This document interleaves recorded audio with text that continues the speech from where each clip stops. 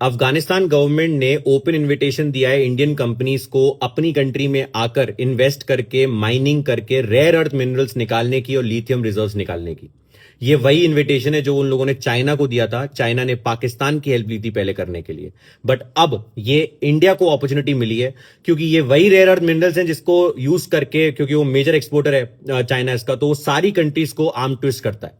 ठीक है, आप समझिए, हम अफगानिस्तान की तालिबान गवर्नमेंट की आइडियोलॉजी से ना कभी अलाइन कर पाए थे, ना कर पाएंगे, ना कभी करेंगे।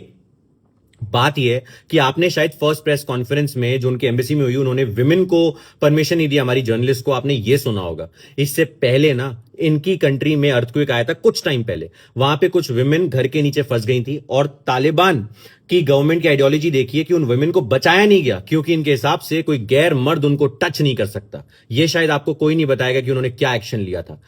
अब जब मिनिस्ट्री ऑफ एक्सटर्नल अफेयर्स ने शायद उनके ऊपर प्रेशर बिल्ड किया, हम लोगों ने सोशल मीडिया पे प्रेशर बिल्ड किया कि ऐसा नहीं होना चाहिए, उसके बाद सेकंड प्रेस कॉन्फ्रेंस में उन्होंने पहले तो अपनी ताजमहल की विजिट कैंसिल करी, उनके फॉरेन मिनिस्टर ने सेकंड प्रेस कॉन्फ्रेंस करी और उसमें विमेन को इन्विटेशन दिया, वो लोग गए और उन्होंने उनका इंटरव्यू भी लिया।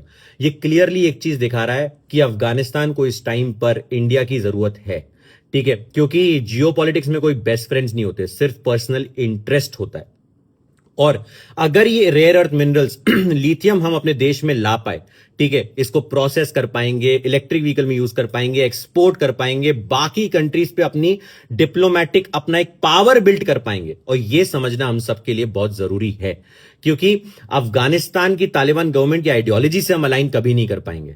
ठीक है, और ये जो एक नैरेटिव बनाया जा रहा है कि इंडियन गवर्नमेंट ने इसको सपोर्ट किया कि विमेन ऑफिसर ने, विमेन जर्नलिस्ट नहीं जा रही, मैं आपको इतना बताऊंगा कि वियना कन्वेंशन के अंदर उनकी एम्बेसी के अंदर क्या वो कर रहे हैं उसके ऊपर हमारे राइट्स नहीं होते। हम बाहर से प्रेशर बिल्ड कर सकते हैं बट सब कुछ गवर्न नहीं कर सकते। ठीक है, इंडिया का क्या स्टांस है वो आपने देखा होगा ऑपरेशन सिंदूर के टाइम पे, जब हमारी प्रेस कॉन्फ्रेंस थी तो उसमें बीच में एक मेल ऑफिसर थे और साइड में 2 विमेन ऑफिसर थी। यह आपने शायद कभी पाकिस्तान में नहीं देखा, कभी अफगानिस्तान में नहीं देखा, ना किसी ऐसी कंट्री में देखेंगे।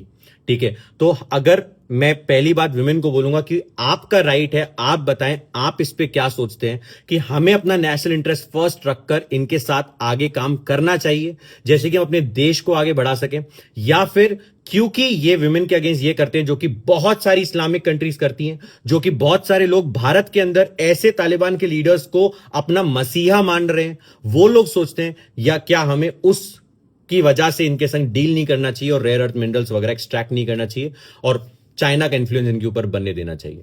You tell us. अगर मैंने कुछ गलत बोला हो तो आई एम सॉरी। जय हिंद, जय भारत।